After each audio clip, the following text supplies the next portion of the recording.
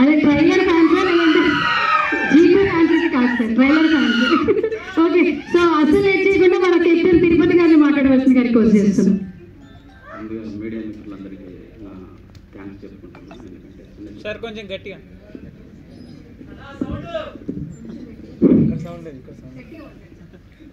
Media మిత్రులందరికీ ముందుగా నా థ్యాంక్స్ చెప్పుకుంటున్నాను. ఎందుకంటే చిన్న సినిమా అని తెలిసి కూడా బయట ఇంకా వేరే ఈవెంట్స్ ఉన్నా కూడా మా పిఆర్ఓ శ్రీధర్ గారు పిలవగానే మా దగ్గరికి వచ్చారు. అందరికీ చాలా థ్యాంక్స్, ముఖ్యంగా వెంకటన్న గారికి. ఎందుకంటే మిమ్మల్ని చూడగానే ఒక పాజిటివ్ వైబ్ వచ్చింది ఈరోజు. లేదు అంటే అయ్యో ఇంతేనా అనుకునేవాళ్ళం. చాలా థ్యాంక్స్ అండి. సినిమా గురించి చెప్పే ముందు ఫస్ట్ ఈ సినిమా స్టార్ట్ అయ్యే ఇది చెప్పాలి. కథ పట్టుకుని 2 సంవత్సరాలు ఇండస్ట్రీలో చాలామంది దగ్గరికి తిరిగిన తర్వాత చాలా చోట్ల కథ ఓకే అన్న వాళ్ళు, కానీ ఫస్ట్ నా వేషధారణ చూసి నా హైట్ చూసి నన్ను ఎవరు నమ్మేవాళ్ళు. ఎందుకంటే చాలా చిన్న పిల్లగాని నువ్వు, అసలు నేను చూస్తే ఇంటర్ పిల్లగాని లాగా ఉన్నావు, అసలు నువ్వు హ్యాండిల్ చేస్తావు ఈ కథని, కథ ఇచ్చేసే అని అన్న ప్రొడ్యూసర్లు చాలామంది ఉండే, బట్ నేను ఒప్పుకోలేదు అనమాట. చేస్తే ఇదే కథతో బయటికి రావాలి, ఎందుకంటే చాలా రూటెడ్ కథ రాశాను. ఇలాంటి సినిమాలు మీరు మలయాళంలో, తమిళ్లో, కన్నడలో వస్తే చాలా ఎంకరేజ్ చేస్తారు. మన తెలుగు వాళ్ళకి ఒకవేళ తీస్తే ఎందుకు ఎంకరేజ్ చేయకూడదు? చేసే పర్సన్స్ ఉంటే వాళ్ళే నా సపోర్టర్స్ అనుకొని నేను ఈ కథను పట్టుకొని అట్లనే నిల్చున్న క్రమంలోనే భాస్కర్ సార్ దొరకడం జరిగింది.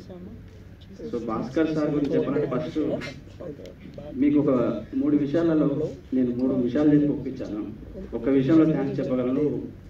మీడియా ముఖంగా అంటే నార్మల్గా ఫోన్ చేసినప్పుడు క్షమాపణ చెప్పొచ్చు, మీడియా ముఖంగా నా ప్రొడ్యూసర్కి ఈరోజు క్షమాపణ చెప్పాలనుకుంటున్నాను.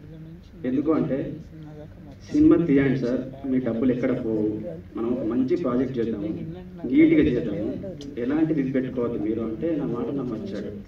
తను ఖర్చు పెట్టాడు. ఆ ఖర్చుకి ఇక్కడ ఇప్పుడు ట్రైలర్లో చూశారు విజువల్స్. రేపు సినిమాలో ఇంతకంటే ఇంకా మించి ఉంటుంది. కాకపోతే ఏంటంటే ఇది పట్టుకొని ప్రాజెక్ట్ని మేము 2 సంవత్సరాలు తిరిగితే అక్కడ మొదటిగా నేను ఫెయిల్ అయ్యాను అనమాట ప్రొడ్యూసర్ దగ్గర. దానికి నేను క్షమాపణ చెప్తున్నాను. రేపు పొద్దున ఎట్లుంటుంది అనేది ముందే సినిమా రిలీజ్ అయితే ఇది తప్పకుండా బ్లాక్ బస్టర్ అవుతుంది అని నేను చెప్పలేదు, కానీ మంచి సినిమా తీస్తారు సార్, మీరు మంచి ప్రొడ్యూసర్గా నిల్చుంటారని చెప్పాను. కానీ ముందు ఇంకా ఇప్పటివరకు ఇంకా ఏ సపోర్ట్ దొరకలేదు మాకు. సినిమా రిలీజ్ తర్వాతనైనా దొరుకుతుందేమో, మీ మీడియా మిత్రులు అందరూ కలిసి మాకు ఆ సపోర్ట్ ఇస్తారేమో. అప్పటికంటే దొరకలేదంటే దానికి ముందే క్షమాపణ చెప్తున్నాను సార్. Thank you. సినిమా గురించి చెప్పే కంటే ముందు ఈ సినిమాని తీసిన తర్వాత ఫస్ట్ నాకు మార్కులు వేసింది సురేష్ బొబ్బిలి అన్న. అసలు తన కథ విన్న తర్వాత నచ్చకపోతే చేయడు, అసలు దగ్గర కూడా రాని, నెక్స్ట్ ఫోన్లో వెళ్తాడు. సో అలాంటిది నా కథ విన్న తర్వాత అన్నను నాతో రా అని చెప్పేసి చాలా రోజులు ట్రావెల్ చేశాడు. ప్రొడ్యూసర్ దగ్గర కూడా తింపాడు నన్ను తను కూడా, కానీ ఎక్కడ అంటే పాసిబుల్ కాలేదు. ఆ తర్వాత సినిమా ఓకే అని చెప్పిన తర్వాత వెంటనే ట్యూన్ల మీద కూర్చున్నాడు, చెప్పకుండానే ట్యూన్లు పంపించేవాడు. సో అలాంటిది సినిమాకి వెన్నుపూసై నిల్చున్నాడు, అంటే వెన్నుముకలాగా నిల్చున్నాడు అనమాట. బ్యాక్గ్రౌండ్ స్కోర్ ఒక్కొక్క రీల్ చూస్తూ ఉంటే చాలామందికి ఇండస్ట్రీ వాళ్ళు చాలామంది సినిమా చూశారు.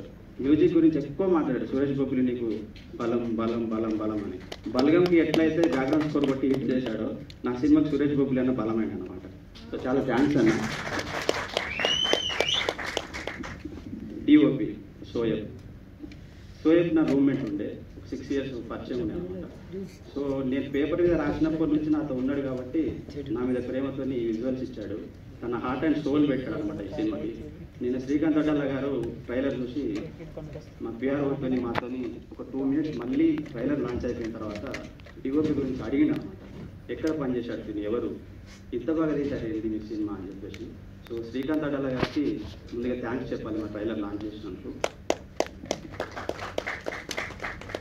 ఈ సినిమా ఇంత రిచ్ కనబడుతుంది అంటే డబ్బులు పెట్టడమే కాదు, పేపర్ మీద రాసినప్పుడు మనకు ఒక కలగంటాం బ్యాక్గ్రౌండ్లో ఇది ఉండాలి అని.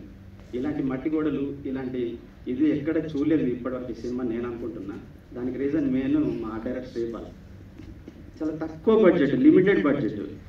అక్కడ మట్టి ఉంటే మట్టితోనే మాకు ఒక బొమ్మలాగా చూపించేవాడు ఇల్లుని. ఒక చిన్న సంచి బొంతలతోనే ఒక ఇల్లు కట్టేసేవాడు ఇది కావాలి అంటే. రోడ్డు పైన మట్టి రోడ్డు కావాలి అంటే సిమెంట్ రోడ్ ఉంటే ట్రాక్టర్లతో తెప్పించి మట్టి రోడ్ చేసేవాడు. డిస్ట్రిబ్యూలు కనిపిస్తున్నాయంటే గుల్లలు కప్పేవాడు తట్టలు. సో అంటే ఎప్పుడు కానీ తను ఇది చిన్న సినిమా అని తెలియకూడదు ఎక్కడ తిరుపతి, ఎందుకంటే అతనితో కూడా నాకు 6 years ట్రావెల్ ఉంది.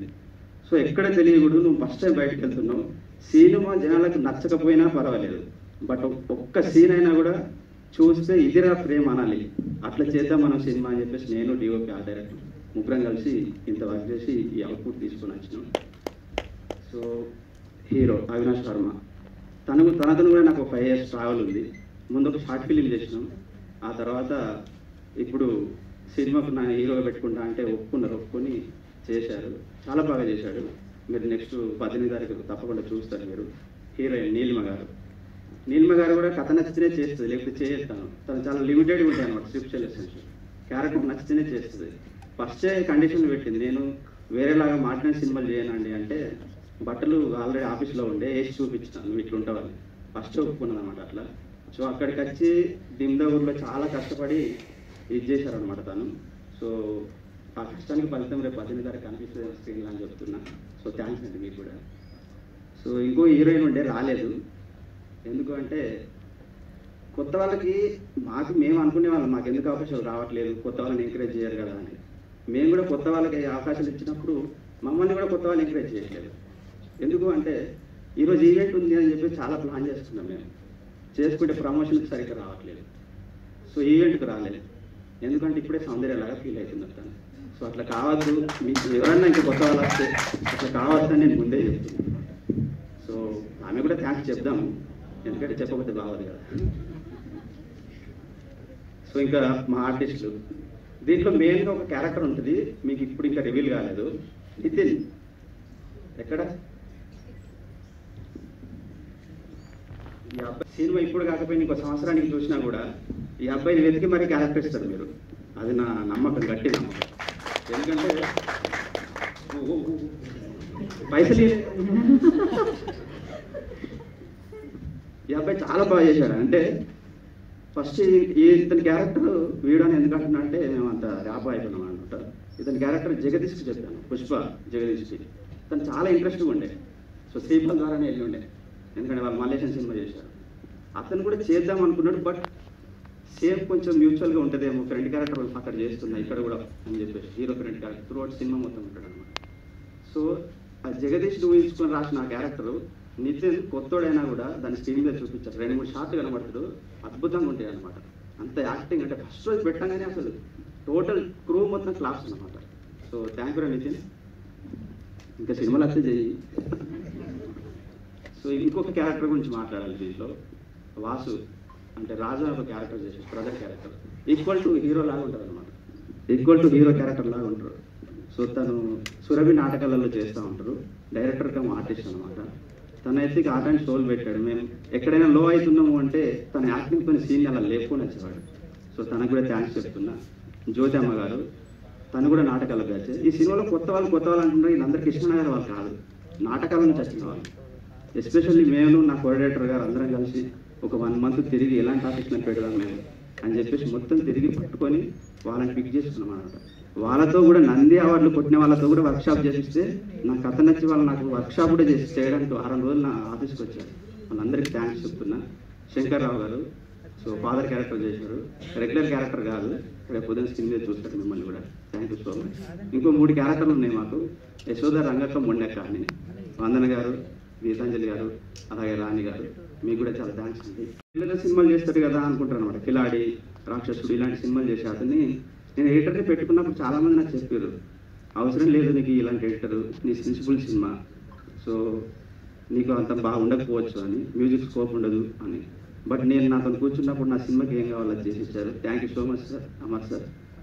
అట్లనే మా అసిస్టెంట్ ఎడిటర్ సురేష్ అని ఇక్కడికి వచ్చాడు, చాలా థ్యాంక్స్. అతను చాలా ట్రావెల్ అయ్యాడు. సో ఈ ట్రైలర్ ఇంత బాగా రావడానికి నాతో ఒకే ఒక వ్యక్తి 2 రాత్రులు కూర్చొని చేస్తాం. మారుతి ఎడిటర్ అమరెడ్డి సార్ శిశువుడు తను కూడా. థ్యాంక్ యూ మారుతి అన్న. సో లాస్ట్గా దిమ్దే వాళ్ళకు థ్యాంక్స్ చెప్పాలి. ఒక ఊరు మొత్తం మాకు ఇచ్చి మేము అక్కడ ఒక 40 రోజులు స్టే చేస్తే, ఒక రోజు అయితే వర్షం పడితే ఒక వాగు ఉంటుంది, ఆ వాగుకి అవతల వైపు ఉంటే వర్షం పడ్డప్పుడు అటువైపే ఉండాలి, ఇటువైపు ఉంటే ఇటువైపే ఉండాలి. ఒకరోజు నైట్ షూట్ చేస్తున్నాం, మేము అటువైపు ఉండిపోయాం, వాగు వచ్చేసింది, ఎవ్వరికి ఫుడ్ లేదు. అక్కడ ఉండేది ఒక 60 ఇళ్ళు 70 ఇళ్ళు. వాళ్ళందరూ కలిసి ఒకరింట్లో కందిపప్పు, ఒకరింట్లో ఇంకో పచ్చడ, కొంతమంది బియ్యం ఇచ్చి మాకు అండి పెట్టి అక్కడే అంటే వాళ్ళు 3 days పోలేదు, 3 days అటువైపే ఉన్నాం. 3 days కూడా వాళ్ళు మమ్మల్ని పోషించి మా ఊరిని మీరు ఎలివేట్ చేస్తున్నారు, కొంతమందికి తెలిసేలాగా చేస్తున్నారు. మీరు ఎప్పుడైనా ప్రెస్తోనో మీడియాతోనో మాట్లాడితే ఒక్క మాట మా ఊరికి బ్రిడ్జ్ వచ్చేలాగా ఏదైనా చేయండి అని వాళ్ళు కోరుకున్నారు. ఇక్కడ చెప్తున్నా నేను, మరి మీకు ముందు మంచి జరగాలని కోరుకుంటున్నాను. దీని మీద ఊరు అందరికీ నేను థ్యాంక్స్ చెప్తున్నాను. ఓకే.